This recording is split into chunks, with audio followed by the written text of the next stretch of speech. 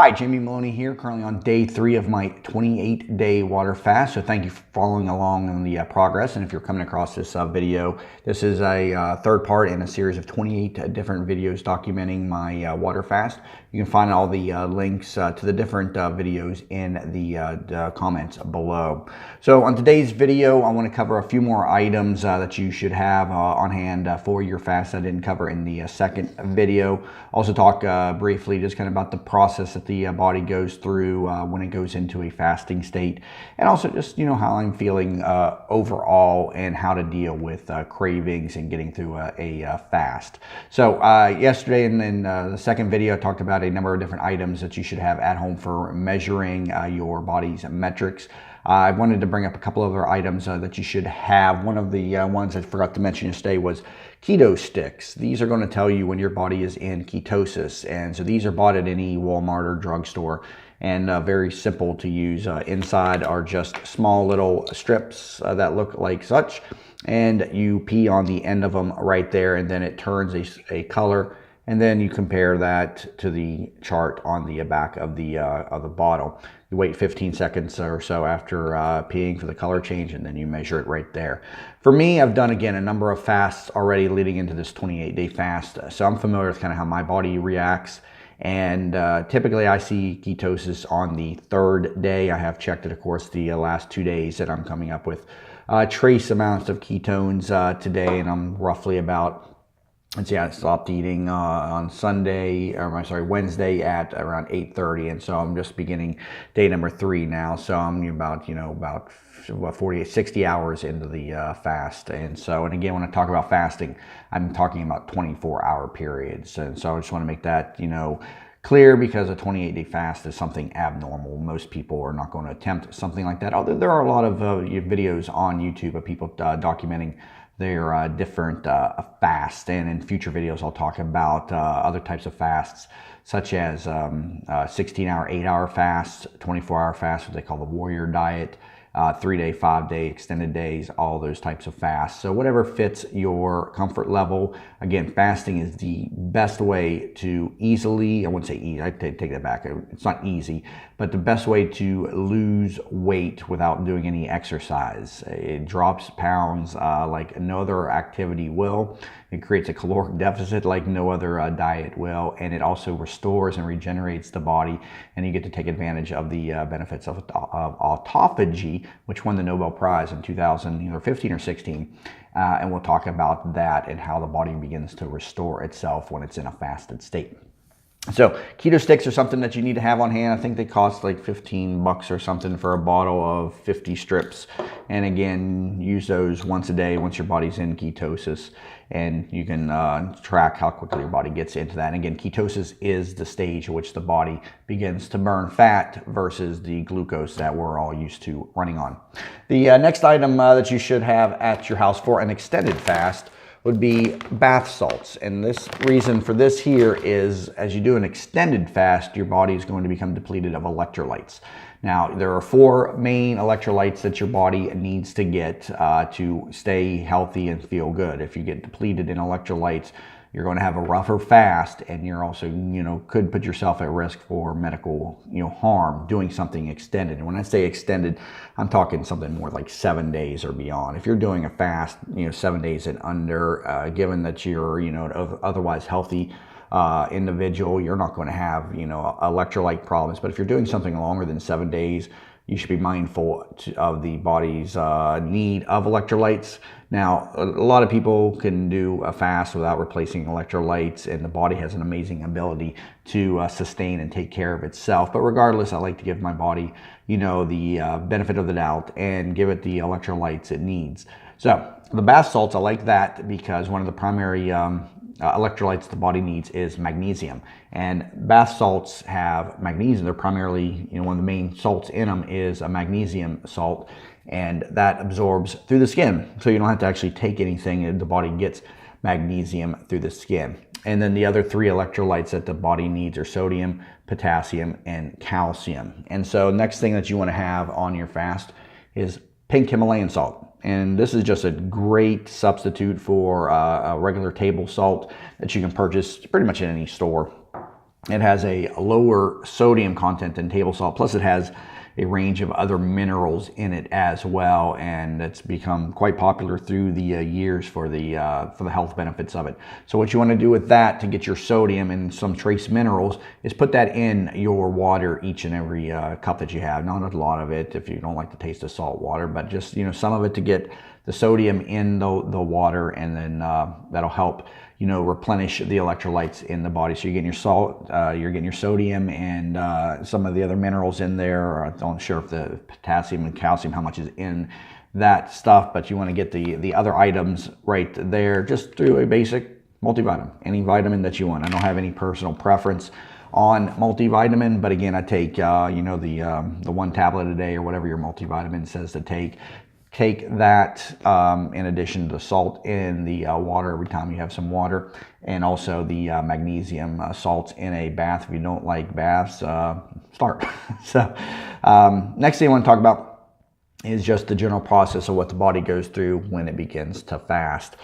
So the body is naturally running off of glucose, that we put into our body. Everything that we eat, or most everything we eat, gets converted into glucose and then stored into our liver via glycogen. Every time you eat, your body releases insulin. That's the storage chemical that tells the cells inside of the liver to open up and let the glucose in, and the stored version of it is referred to as glycogen. And then the excess fats, or the excess food that we consume that the body cannot process, is stored as fat wherever the body wants to put it. And me, it likes to put it around my waist, and so that's one of the reasons why I like to track my waist. Now, the glucose is, and again, I always want to keep mentioning this book, but if you can find, and it's not, you can find it easily on Amazon, The Complete Guide to Fasting by Dr. Jason Fung. He uses a great analogy there, or metaphor there, where he talks about the refrigerator and the freezer. So your body's glucose reserves are like the refrigerator. It's the immediate food that is available to the body, and your fat reserves are sort of like the freezer. So if you think about how you behave in a house when you have your food in your refrigerator, it's easy to get to. You open it up, man, throw it in the microwave, but it's pretty much quick, ready to eat food. The freezer requires a little bit more work to get to. It's usually down in the basement. You got to unthaw the food, then you got to cook it. It's a little bit more of a process. So the body will always go to mostly go to its glucose reserves, glucose stores, for its immediate energy needs. And so as you can keep feeding your body more and more, you keep keeping the refrigerator full. The body has no need to go downstairs to the refrigerator and get to the fat stores. And so that's why you got to let your body clear out of the glucose stores and get to the fat reserves, to where you're forcing it to go down to the freezer and burn off of the fat. And so that is why it's so difficult to lose weight, even when you're eating low-calorie diets, because one, your body fights against you. You lose some weight from a lower calorie diet, but then your base metabolic rate adjusts to that lower calorie intake, and then you hit those plateaus. The beauty of fasting is those plateaus, you don't hit them. If you're in a plateau right now and you do a 3-day fast, you're going to bust right through that plateau. And every day I do a fast, pounds drops about a pound a day for me after the first 3 days. And so you get through that glucose stores, you get into the fat reserves, and then your body is running but mostly on fat. Also in the book, The Complete Guide to Fasting, you see some scientific data in there about fat loss versus muscle loss. I know that's a common complaint of a lot of people when people talk about fasting, that you're going to lose muscle. First off, it's not scientifically true. You do lose some muscle, but the large amount of weight that is lost is due to fat. It also doesn't make sense from an evolutionary standpoint. If you think about it, earlier man did not have access to 3 meals a day. They were hunters and gatherers, and they'd get a meal, and then maybe days or weeks even after that before they got another meal. So if they were burning off muscle, they wouldn't be surviving. And so what the body does when it's in a fasted state, it goes into an elevated sense of awareness and ability. The brain begins to run on a ketone called beta hydroxybutyrate, I think it is. BHB, I think is what the chemical is off the top of my head. And that makes you more clear and more aware to find food. And it doesn't make sense that the body would then immediately begin to destroy its muscle stores. It wants to have muscle and skill to go out there and hunt and find the food that it needs. And so why would the body immediately when it's depleted of its last meal begin to destroy its muscle stores? That doesn't make sense. That's what the fat is there for. And so that's just an evolutionary point to prove that, you know, fat is the product that is burned when you're in a fasted state, not muscle. So again, you first few days you're going to lose a lot of water weight, a lot of fluid weight. I'll go through my numbers here in just a minute, but I typically lose upwards of 10 pounds in 3 days. That is fluid weight. The body is also during those 3 days working through the glucose reserves, and on day 3 I start to burn fat. And I typically see about a pound a day after the 3rd day. Now, everybody's body's different. Women versus men is going to be different as well. A lot of research shows that women take an extra day to get into ketosis.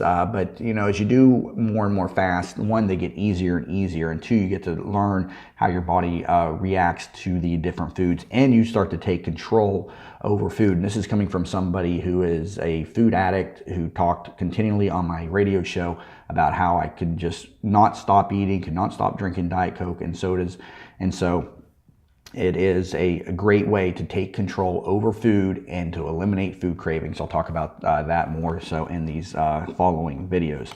My overall feeling and mood has been great. Now, the first time you do a fast, the first day or two is going to be absolutely miserable on you. Your body's not going to understand, or it's not going to not necessarily understand, but it's not going to be used to being depleted of its glucose stores. And getting into ketosis is going to be a bit of a challenge for you physically.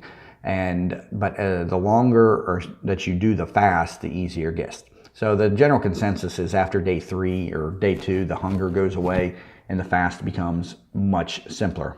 For me, now that I've done, this is probably my 9th or 10th extended fast. This is by far the longest that I'm attempting.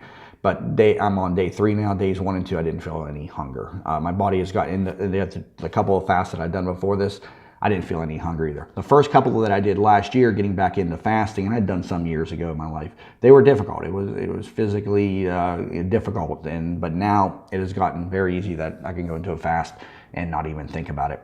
So fasting is not so much a physical challenge as it is a mental challenge. You're going to be subjected to obviously a lot of different food inputs in your life, and a lot of us who are stress eaters. You want to also do this in a time of low stress. If you're in a high stress environment, it's going to be very difficult to fast. But just know that fasting is more of a mental challenge than it is a physical challenge, and so it gives you control over food and it eliminates a lot of the food cravings. And day 3, I feel fine. I've had no adverse effects as of yet. And again, I've done 14 days before and I had no adverse effects other than boredom. So again, that is just a few more items to be aware of on your fast. Again, all the 28-day videos are in the comments, are on the comments below. So please take a look at those, and I'll go through my numbers today.